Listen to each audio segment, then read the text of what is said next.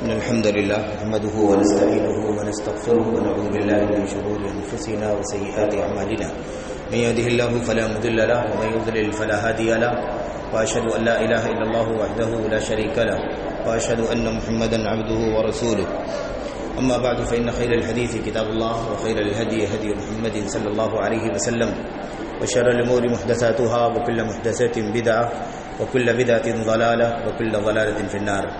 أعوذ بالله من الشيطان الرجيم. بسم الله الرحمن الرحيم. من عمل عملا صالحا من ذكر أو أنثى وهو مؤمن فلنحيينه حياة طيبة ولنجزينهم أجرهم بأحسن ما كانوا يعملون.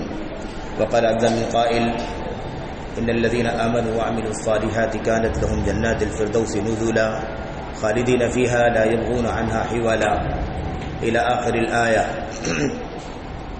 وقال النبي صلى الله عليه وسلم بعثت بين يدي الساعة بالسيف حتى يعبد الله وحده وجعل رزقي تحت ظل رمحي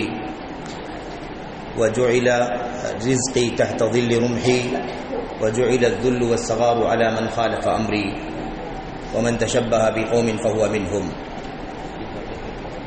برادران اسلام، دینی بلی بھائیوں، نوجوان دوستوں، احباب اور بزرگوں، قابل احترام ماں اور بہنوں، عزیز بچوں، اللہ تبارک و تعالیٰ کا یہ احسان ہے، یہ کرم ہے کہ اللہ عز و جل نے ہمیں اور آپ کو توحید سے اور اپنے نبی محمد رسول اللہ صلی اللہ علیہ وسلم کی سنت سے نوازا.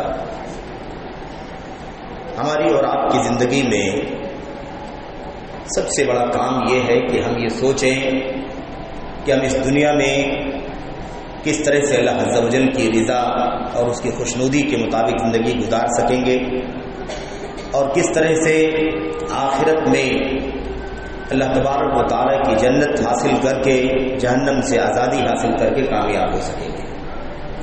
یہ سب سے بڑا کام ہے، سب سے بڑی ذمہ داری ہے. ہماری اور آپ کی زندگی میں بہت ساری چیزیں ایسی ہیں جس کی ہم بڑی فکر کرتے ہیں، جس کے بارے میں صبح شام سوچتے ہیں، جس کے لیے تیاریاں کرتے ہیں، جسے اچھا سے اچھا بنانے اور زیادہ سے زیادہ سنوارنے کی کوشش کرتے ہیں تاکہ وہ کام اچھا سے اچھا ہو جائے. لیکن ظاہر ہے کہ وہ کام اسی دنیا کی حد تک ہے.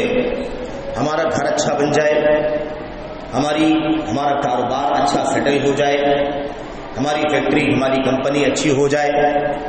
اسی طرح سے ہم یہ سوچتے ہیں کہ ہماری اور آپ کی زندگی کا ایسا انتظام ہو جائے کہ ہم بہت ہی زیادہ خوشحال اور بہت ہی زیادہ اعلیٰ اور معیاری زندگی گزاریں. اس کی ہم فکر کرتے ہیں، اس کے لیے کوشش کرتے ہیں، اور اس کے پیچھے نہ جانے کتنی محنت، نہ جانے کتنا مال، نہ جانے کتنی صلاحیتیں لگا دیتے ہیں. نتیجہ یہ نکلتا ہے کہ ہم کامیاب بھی ہو جاتے ہیں اللہ تبارک و تعالیٰ کی مرضی کے مطابق. اللہ تبارک و تعالیٰ کے فیصلے کے مطابق ہماری اور آپ کی کامیابی دنیا میں ہو جاتی ہے، اور کبھی اللہ تبارک و تعالیٰ کی مرضی اگر نہیں ہوتی ہے تو کامیابی نہیں بھی ہوتی. لیکن فرض ہم یہ کر لیں کہ ہم اس دنیا میں کامیاب ہو جاتے ہیں، ہماری اور آپ کی زندگی ایک اعلیٰ زندگی ہو جاتی ہے. دنیا ہمارے پاس زندگی کے اسباب، وسائل، مال، دولت، تمام چیزیں فراہم ہو جاتے ہیں، اور پھر ایک وقت آتا ہے کہ ہم اس دنیا سے چلے جاتے ہیں. یہ جو کامیابی جس کے لیے ہم نے کوشش کی تھی دنیا میں، وہ کامیابی ہمیں مل بھی گئی. لیکن میرے بھائیوں، یہ کامیابی اسی دنیا کی حد تک ہے. اس کے بعد جو اصل زندگی ہے، آخرت کی زندگی، اس کی کامیابی کے لیے ہم نے فکر بھی نہیں کی، اور اس کے لیے ہم نے سوچا بھی نہیں، اس کے لیے ہم نے کوشش بھی نہیں کی، اور اس کے لیے جس راستے پر ہمیں چلنا چاہیے تھا ہم نے اس راستے کو اختیار بھی نہیں کیا.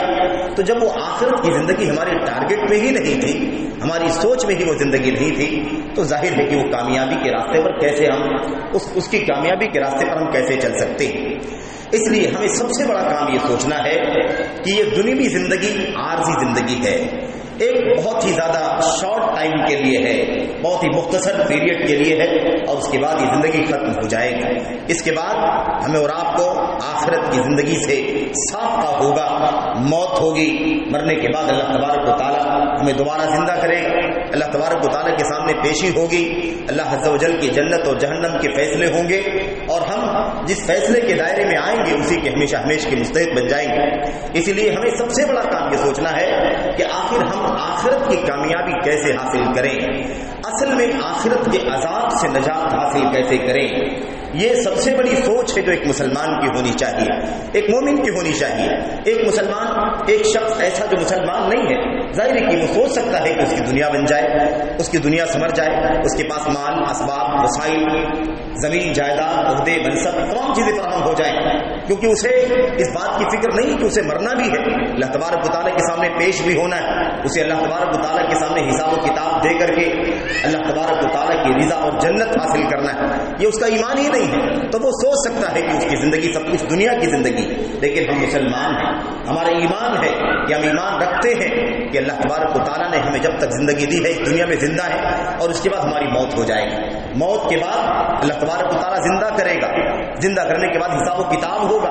ہمارے ایمان کا امتحان, ہمارے عمل صالح کا امتحان, ہماری زندگی میں حلال و حرام کا امتحان, ہم نے کس کا حق چھینا, کس کا حق مارا, کس کا حق دیا, اس تمام پہلوؤں پر ہماری اور آپ کی میرے بھائیو آزمائش ہوگی, جانچ پڑتال ہوگی, حساب و کتاب ہوگا. اور اس کا نظام اللہ تبارک و تعالیٰ نے بنا رکھا ہے. اس دنیا کے اندر ہمارے اعمال کو, ہمارے کرتوت کو, اچھے ہو یا برے, اللہ کے فرشتے, اللہ کی ملائکہ نوٹ کر رہے ہیں. ایک ایک نقطہ ہماری زندگی کا نوٹ کیا جا رہا ہے. اور قیامت کے دن جب اعمال کے دفتر کھولے جائیں گے تو انسان حیران ہو جائے گا.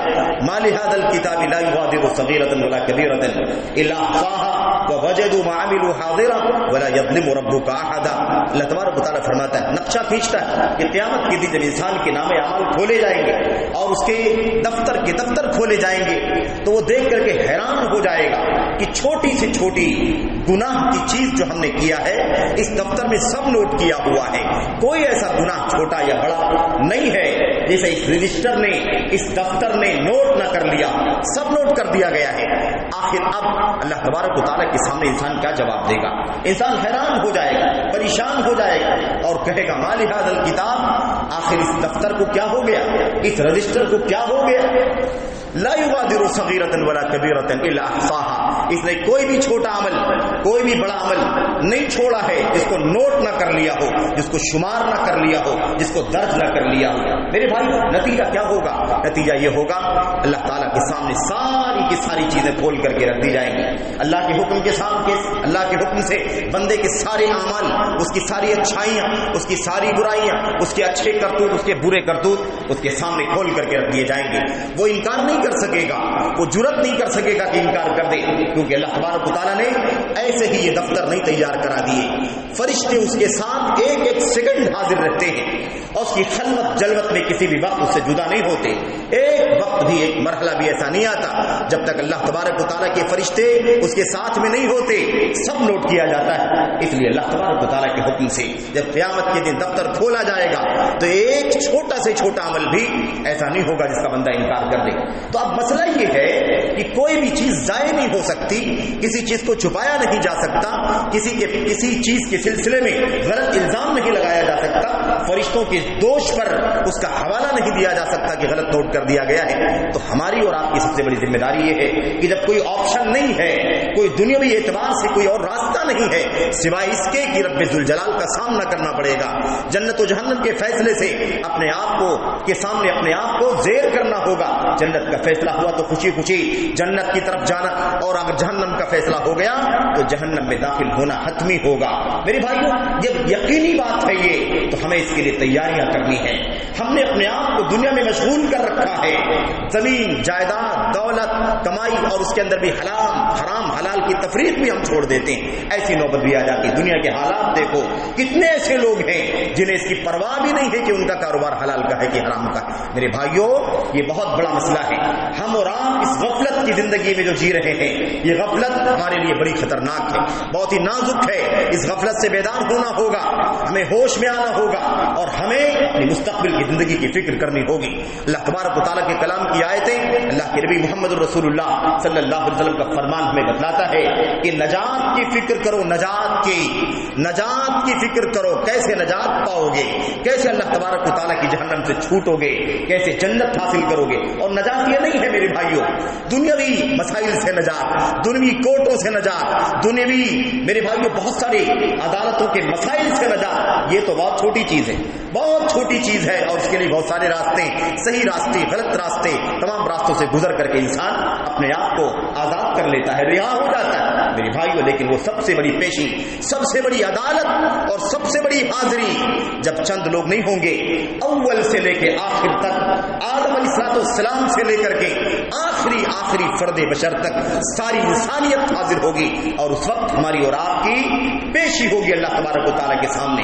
نیک ہوں گے تو سب کے سامنے سر روشن ہو جائے گا، چہرہ روشن ہو جائے گا، سر اٹھ جائے گا، اور اگر ہم نے بدعملی کی ہوگی، گناہ، ظلم، زیادتی، شرک، کفر، بدعت، خرافات اور نہ جانے کتنے کتنے معاملات منکرات کے ساتھ ہم نے کیے ہوں گے، تو ساری انسانیت کے سامنے ذلت کا، رسوائی کا، خواری کا منہ دیکھنا پڑے گا میرے بھائیوں۔ دنیا کی کوئی طاقت ہمیں نہیں بچا سکے گی، نہ کوئی دوست آئے گا، نہ کوئی ساتھی آئے گا، نہ کوئی سفارشی آئے گا، نہ دولت کام آئے گی، نہ فدیہ چلے گا، کوئی لین دین کا کوئی معاملہ سرے سے نہیں ہو سکے گا۔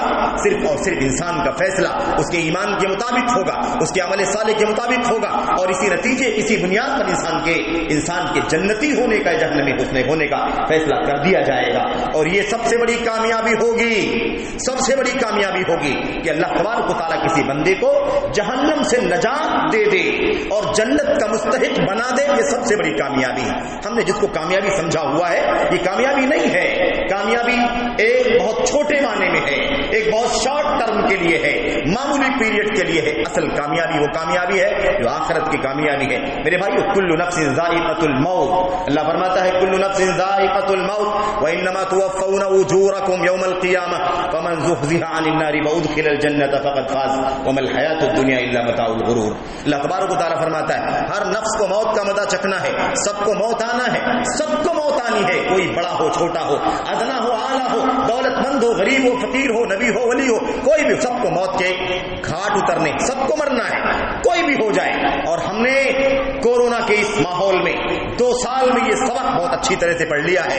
ہم نے اپنے عزیزوں کو کھویا ہے، چند منٹوں میں کھویا، چند گھنٹوں میں کھویا، اور نتیجہ یہ ہو گیا کبھی کبھی کہ ہم نے اس کا چہرہ بھی دیکھنا نصیب نہیں ہوا، اور ایسے حالات سے ہم گزرے تو بہت قریب سے ہم نے موت کو دیکھا ہے، ہم نے بہت قریب سے اموات کو دیکھا ہے، موتوں کی کثرت کو دیکھا ہے۔ میں سمجھتا ہوں کہ آسانی کے ساتھ موت کی شدت کا اور موت کے اچانک آ جانے کا، اس کے ہنگامی آ جانے کا، اور اس کے میرے بھائیوں اچانک آگ دھمکنے کا ہمیں اندازہ آسانی سے ہو سکتا ہے، اس لیے ہمیں سمجھنا ضروری ہے۔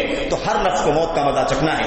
نتیجہ کیا ہے، خلاصہ کیا ہے؟ اللہ تبارک و تعالیٰ اسی ایک آیت کریمہ کے اندر انسان کی زندگی، انسان کی موت، مرنے کے بعد دوبارہ زندہ کیا جانا، جنت اور جہنم کا فیصلہ ہونا، اور اصل کامیابی کیا ہے، اصل ناکامی کیا ہے، سارا نچوڑ اس ایک آیت کریمہ کے اندر اللہ تبارک و تعالیٰ نے جمع کر دیا ہے۔ اللہ تبارک و تعالیٰ فرماتا ہے کل نفس ذائقۃ الموت، ہر نفس کو موت کا مزہ چکھنا ہے۔ وانما توفون اجورکم یوم القیامہ، اور تم میں سے ہر شخص کو اس کے اپنے عمل کا پورا بدلہ دے دیا جائے گا۔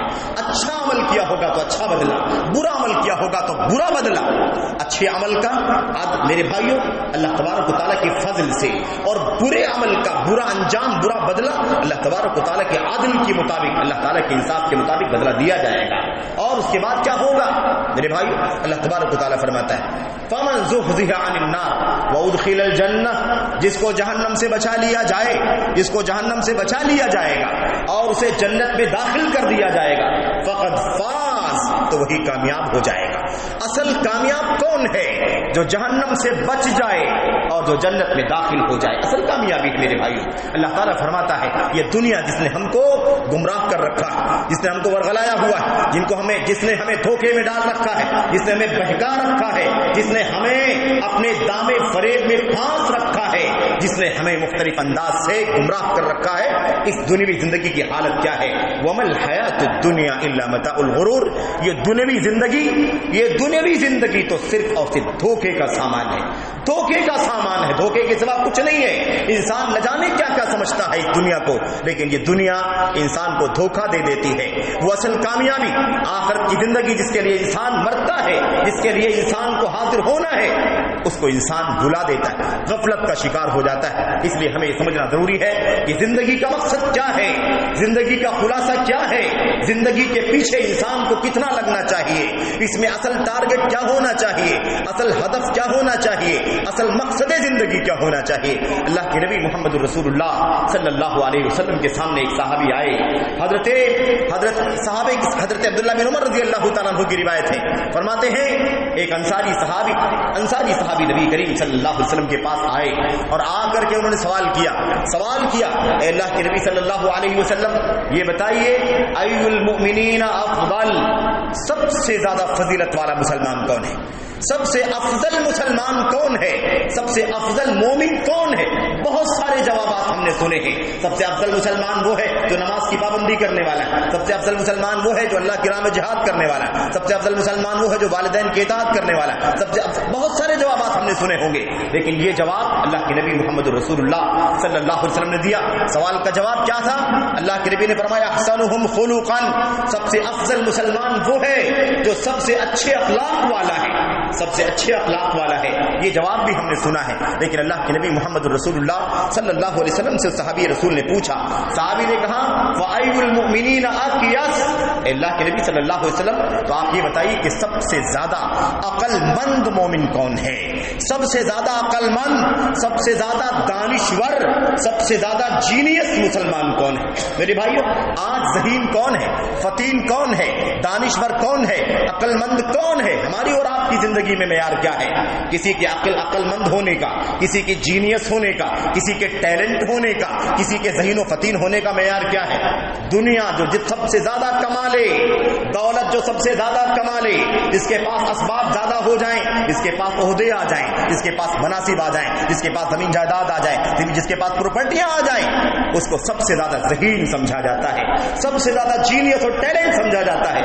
اور جو کمزور ہوتا ہے، جس کے پاس مال کم، دولت کم، صبح شام مشکلات میں زندگی گزرتی ہے، اس کی فاقہ کرنے کی بھی نوبت آ جاتی ہے، انسان سمجھتا ہے کہ اس سے زیادہ نادان، اس سے زیادہ بیوقوف، اس سے زیادہ کم عقل کوئی بھی نہیں ہے۔ یہ دیکھو دنیا میں کچھ نہیں کر پا رہا، آج تک اس کے پاس گھر نہیں، آج تک اس کے پاس جائیداد نہیں، آج تک اس کے پاس پراپرٹی نہیں، آج تک اس کے پاس گاڑی نہیں، اس کے بچوں کو دیکھو، اس کا کپڑا دیکھو، اس کا لباس دیکھو، اس کا کھانا دیکھو، کتنا گیا گزرا ہے، کتنا سطحی ہے، اس کے پاس تو کچھ بھی نہیں ہے۔ یہ دنیا کا معیار ہے میرے بھائیوں، یہ کس کا معیار ہے؟ یہ دنیا کا معیار ہے۔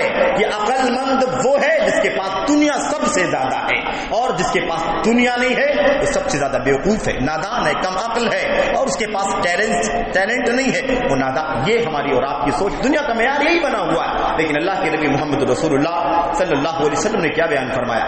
حضرت ابن عمر رضی اللہ تعالیٰ عنہ کی روایت میں انصاری صحابی کا سوال، ای المؤمنین اقیس، سب سے زیادہ ذہین، فتین، اور سب سے زیادہ ٹیلنٹ، سب سے زیادہ جینیس، اور سب سے زیادہ عقل مند اور دانشور مسلمان کون ہے؟ اللہ کے نبی علیہ السلام نے کیا فرمایا تھا؟ اللہ کے نبی نے فرمایا تھا اکثرہم للموت ذکرا واکثرہم لما بعدہ استعدادا۔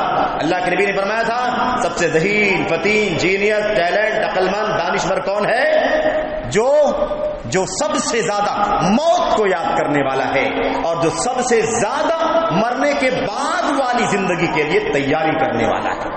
سب سے زیادہ ذہین وہ ہے جو مرنے کے بعد کی زندگی کے لیے تیاری کر رہا ہے، جو سب سے زیادہ مرنے کو یاد کرتا ہے، موت کو یاد کرتا ہے، مرنا بھی ہے، پیشی بھی ہونی ہے، جواب بھی دینا ہے، حساب و کتاب بھی ہونا ہے۔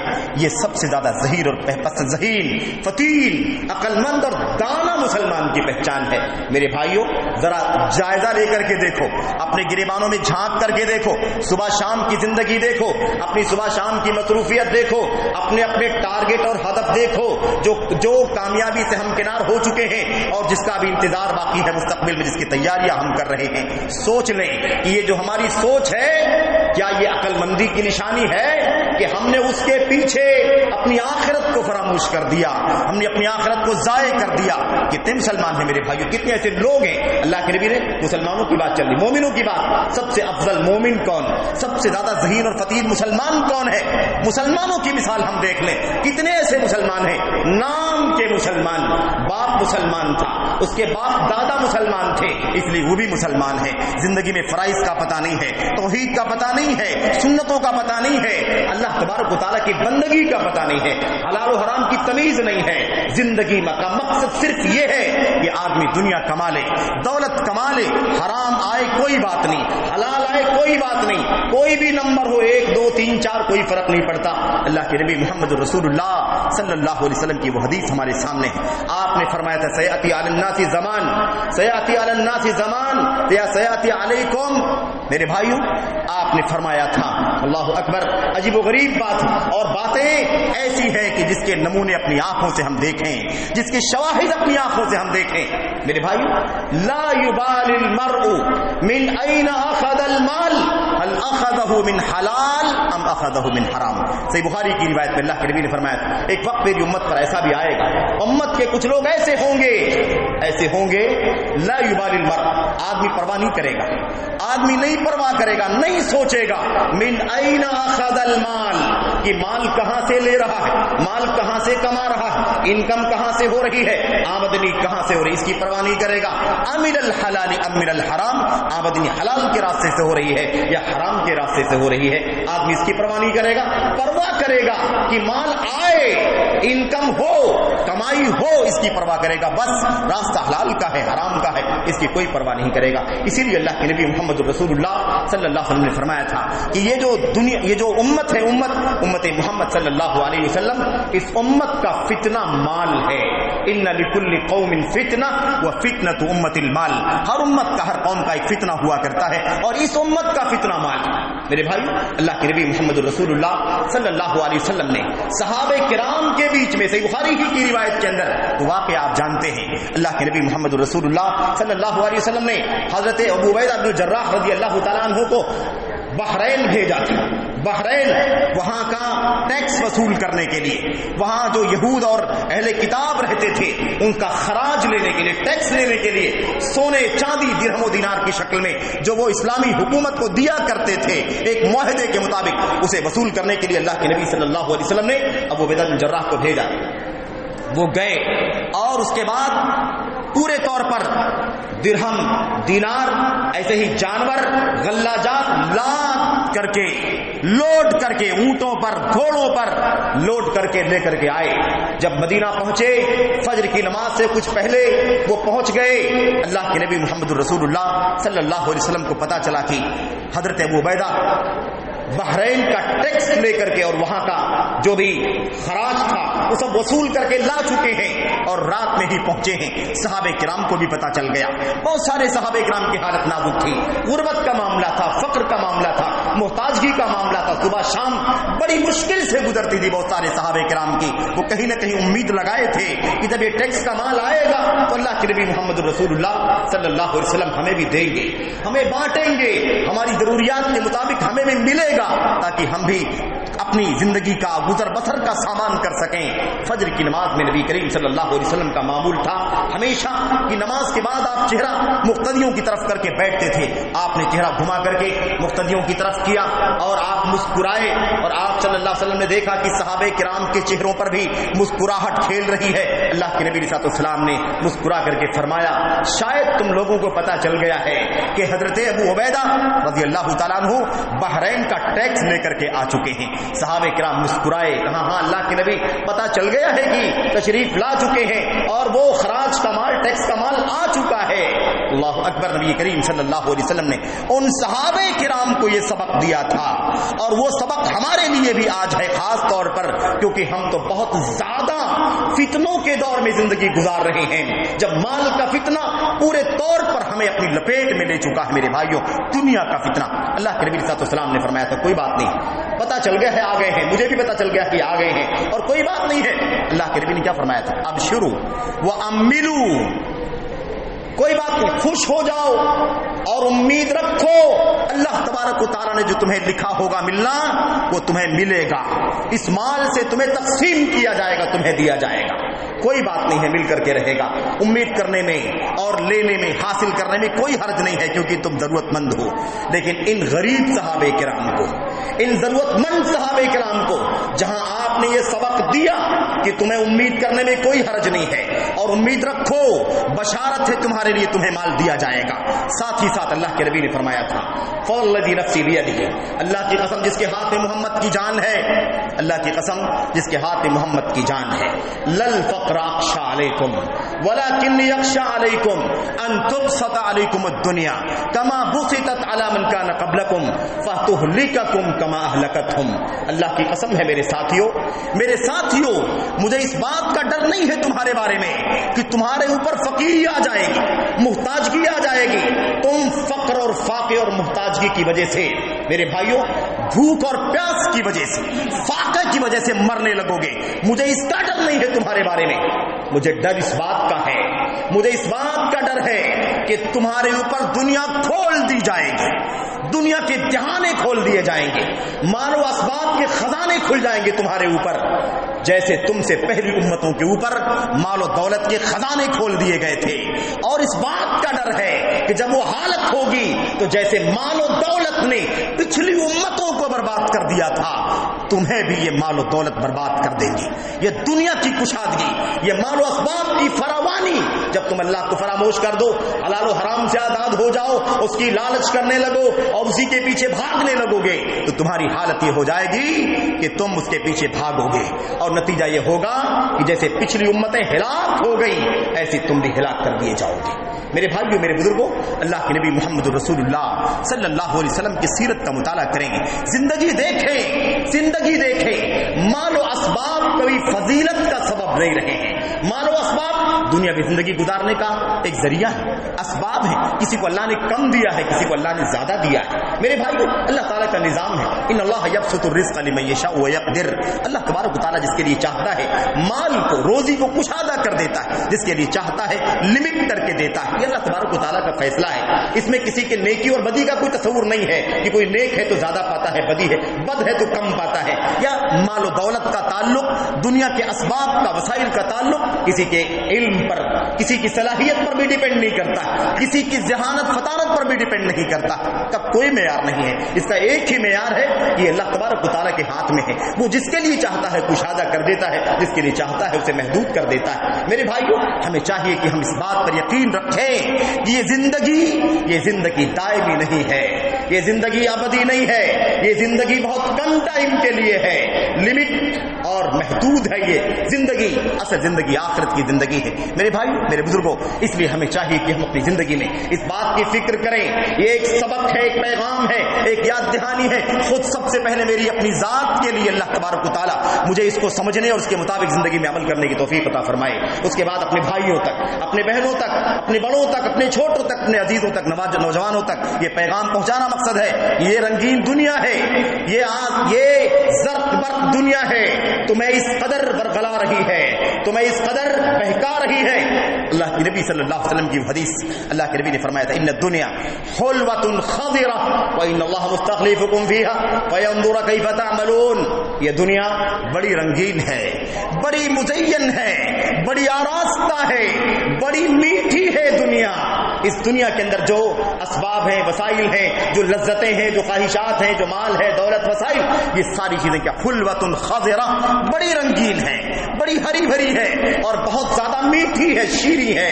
اللہ تبارک و تعالیٰ اس رنگین دنیا میں, اس میٹھی دنیا میں اللہ تبارک و تعالیٰ تمہیں بھیج رہا ہے, تمہیں بسا رہا ہے. تم بسو گے, تم مرو گے, تمہاری بعد کی نسلیں آئیں گی, وہ مر جائیں گے, اس کی بعد کی نسلیں آئیں گی. یہ نظام اللہ تبارک و تعالیٰ نے اس دنیا میں بسنے کا تمہارے لیے بنا رکھا ہے. لیکن مقصد کیا ہے, مقصد کیا ہے, لینظر کیف تعملون.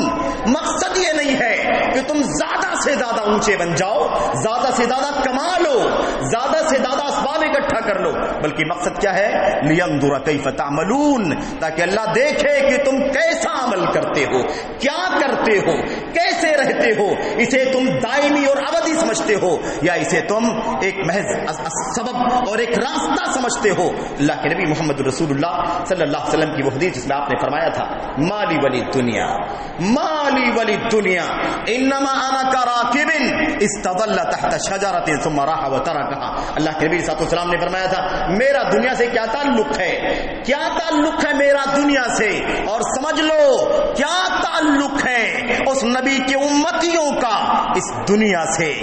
اللہ کے نبی صلی اللہ علیہ وسلم نے فرمایا تھا میری مثال تو بس یہ ہے, اور میری امت کی مثال بھی یہی ہے میرے بھائیوں. اللہ کے نبی کی امت کی مثال بھی یہی ہے کہ اس کی مثال کیسی ہے, ایک مسافرت کی زندگی, ایک مسافر, ایک پردیسی جو کسی دور جگہ چلا جاتا ہے, اپنا وطن چھوڑ کر کے, اپنے گھر بار کو چھوڑ کر کے, اپنی اصل منزل سے دور ہو جاتا ہے میرے بھائیوں, اور اس کے بعد سفر طے کرتا رہتا ہے, سفر طے کرتا رہتا ہے. اس سفر میں اسے کوئی لینا دینا نہیں ہوتا ہے. کہیں ضرورت پڑ گئی تھوڑی دیر کے لیے کسی دھوپ سے سایہ حاصل کرنے کے لیے کسی پیڑ کے نیچے آرام کر لیا, تھوڑی دیر سستا لیا, تھوڑی دیر آرام کر لیا بس, اور اس کے بعد اصل منزل کی طرف چل پڑا. اس کا مقصد وہ جو سایہ تھا راستے میں, جو آرام کرنا تھا تھوڑی دیر کے لیے, بس وہی مثال ہے اس دنیا کی. اصل منزل آخرت کی منزل ہے, اصل منزل مرنے کے بعد کی منزل ہے, اور اللہ تبارک و تعالیٰ کے سامنے پیشی ہے. میرے بھائیوں, میرے بزرگوں, اللہ تبارک و تعالیٰ کے کلام کی آیت بہت ساری باتیں بیان کی گئی. یہ بات ہمارے سامنے واضح ہو جاتی ہے کہ دنیاوی زندگی یہ ابدی زندگی نہیں ہے, دائمی زندگی نہیں ہے. اسے ہمیں غایت نہیں بنانا, وسیلہ نہیں, اسے سبب نہیں, اسے مقصد زندگی نہیں بنانا, اسے ابدی سرمدی دائمی نہیں سمجھنا, بلکہ یہ کیا ہے, یہ صرف اور صرف ایک وسیلہ, ایک ذریعہ, غایت نہیں ہے, ہدف نہیں ہے, مقصد نہیں ہے میرے بھائیوں. بس یہ راستہ ہے جسے طے کر کے اصل منزل کو پہنچنا ہے. یہ راستہ ہے, یہ ایک راستے میں آرام کی جگہ ہے, بس جس سے گزر کر کے اپنی منزل کو سدھارنا ہے. یہ پیغام دیا محمد رسول اللہ صلی اللہ علیہ وسلم نے.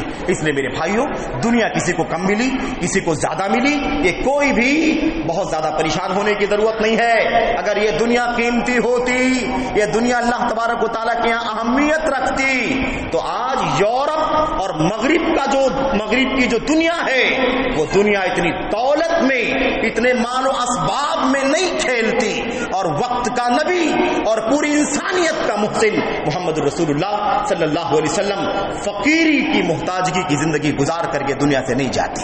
کوئی معیار نہیں میرے بھائی, کوئی بھی معیار نہیں ہے.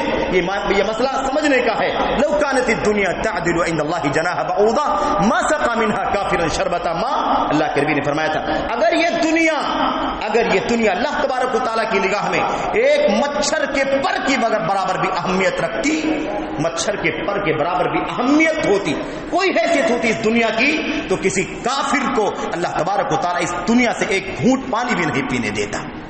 لیکن اللہ تبارک و تعالیٰ کے اس دنیا کی کوئی ویلیو نہیں. کھاؤ, عیش کرو, یہ تو وقتی زندگی ہے, تمہیں اس کے بعد سامنا کرنا ہے, اللہ تبارک و تعالیٰ کا سامنا کرنا ہے, اللہ کے سامنے پیش ہونا ہے.